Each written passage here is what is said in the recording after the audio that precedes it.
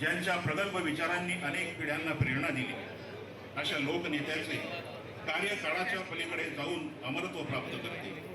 व्यक्ती नश्वर असते, परंतु तिचे विचार, संस्कार आणि समाजासाठीचे योगदान मात्र चिरंतन राहते.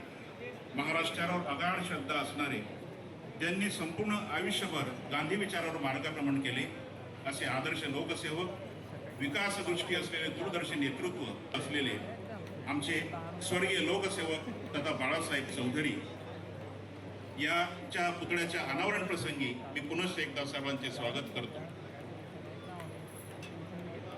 आजच्या या कार्यक्रमाचं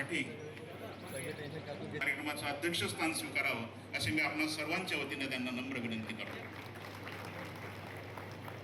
धन्यवाद सर. आजच्या या कार्यक्रमाची सुरुवात आपण सुमधुर गीताने या ठिकाणी करणार आहोत. खिरोदा येथील संगीत चमू आपल्या ठिकाणी या ठिकाणी एक गीत सादर करतील. त्यांच्या